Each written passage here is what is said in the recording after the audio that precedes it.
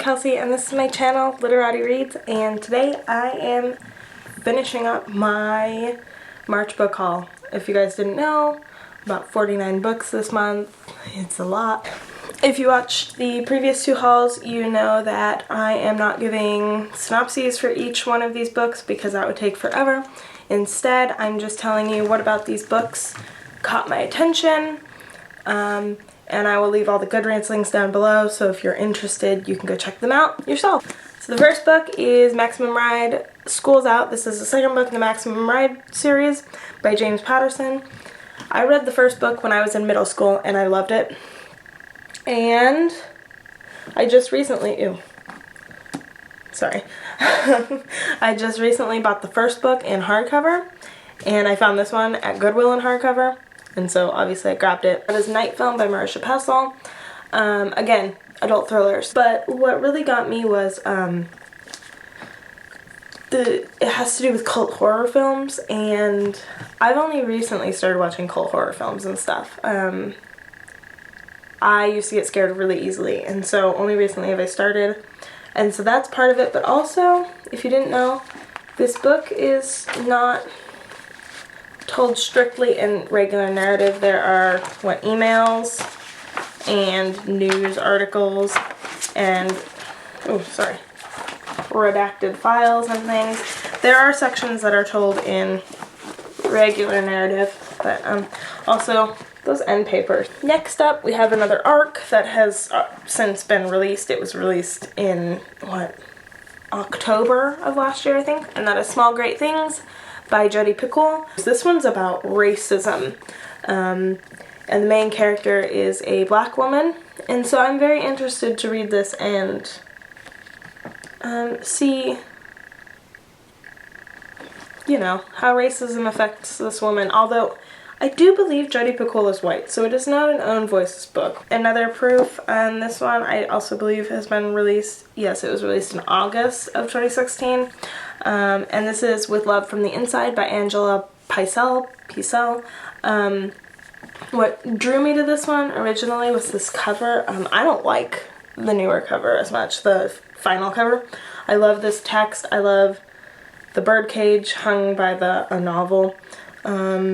I'm very into simplistic covers, plus it's that really soft, almost velvety feel. And what drew me to this one is, it's a synopsis, so I'll just read it to you. It's very short, don't worry. Grace Bradshaw knows the exact minute she will die. After spending 17 years on death row for the murder of her infant son, her last breath will be taken on February 15th at 12:01 a.m. Out of appeals, she can focus only on one thing: reconnecting with her estranged daughter Sophie and making sure she knows the truth before time runs out. When her mother's lawyer finally locates her, Sophie Logan is forced to revisit the traumatic events that haunted her childhood, memories locked away long ago. When Sophie returns to her hometown, she discovers new evidence about her baby brother William's death, proof that might set her mother free, but shatter her new life and her marriage forever. In a way, the premise reminds me of The White Oleander, which was a book that I really enjoyed and I read last year, called The River of No Return by B. Ridgway. I love this cover. It's very interesting and unique, and this is a book about time travel. This is kind of reminiscent of The Time Traveler's Wife, which sounded interesting. Next up, we have a small sci-fi book, and it is called Natural History by Justina Robson. This is what really got me. It's about a half-human, half-machine, which sounds awesome. I love cyborgs. And they find, these lost worlds where there's, less evolved humans, I guess. Die Young with Me by Rob Rufus, and this is about a guy who, he and his brother start up this punk band, and this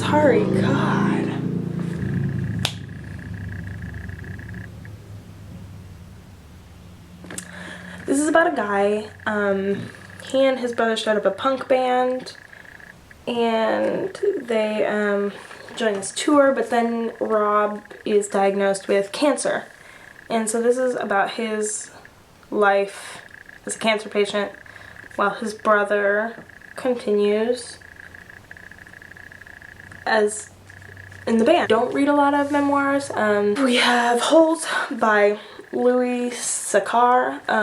Again, I feel like everybody's read this book, but I loved the movie when I was younger, so it was a gift from Travis again. He gives me a lot of books. Okay, next up we have 3 that kind of go together.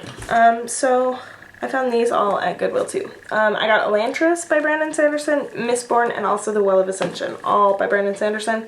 I have never read any Brandon Sanderson, but I know he's very beloved in the high fantasy community. I have a feeling I'm going to read Elantris first, just because I think it's his debut novel. Next up we have a book that I already owned, but it was in really bad condition again, and that is The Help by Kathryn Stockett. Next up we have This Is Where I Leave You by Jonathan Tropper. This is a contemporary about a middle-aged man. The reason I grabbed this, besides this beautiful cover, is Books and Lala talks about it a lot. I am not a huge fan of contemporaries about middle-aged men. I just read one recently and it was You'll hear about that in my wrap-up. I don't not read books about middle-aged men. I just tend to like them less. Yeah, penultimately, we have Uglies by Scott Westerfeld. I have the creepy edition with the girl's face on it. I found this at a thrift store for 25 cents. I grabbed it. Again, another book that everybody read in middle school that I didn't read. Or in high school that I did not read. Last but not least, we have Miss Dalloway by Virginia Woolf. And this is about a woman, and it's her life story set in one day while she's setting up for this dinner party, I think. Hey, it's Kelsey from the future. So 49 books just wasn't enough for me. And Travis showed up and handed me 3 more books. Or 2 more actually, and then I forgot one in my initial videoing. So let me just really quick let you know about these. This is The Child by Fiona Barton, and again, it's an adult thriller. This one is by an author who wrote a book that I really want to read called The Widow. And I think this one's about a woman who finds the skeleton of a child under a building. Next up we have Into the Water by Paula Hawkins. I just last month, as in March, read The Girl on the Train and I enjoyed it, but I was also unnerved by it, so I'm interested to see about this one. It's about a woman whose sister is believed to have committed suicide by drowning herself, but then it comes to light that there are some unexplainable circumstances, and then I think she's like trying to figure out who killed her sister. And then last but not least is a YA, I believe, a YA horror, and it is called The Mind of Winter by Laura Kasich. I didn't look up how to pronounce her name. Travis read this and did not enjoy it, and he was very confused with the ending, so he asked me to read it and let him know what actually happened. So I'm going to read it. It's not going to take me very long. It's only 200 and some pages. I'm going to read it. Maybe I'll enjoy it more. He said it's kind of slow-paced, and I don't mind slow-paced books as long as they're well written. Anyways, let me just hand it on back to past me. Okay guys, that is all.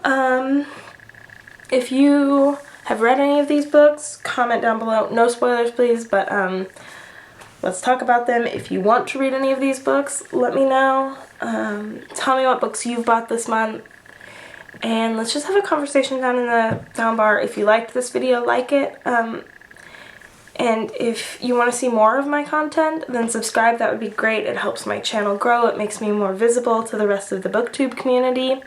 And thank you for watching. Oh my god, my poor shelves. I did this wrong.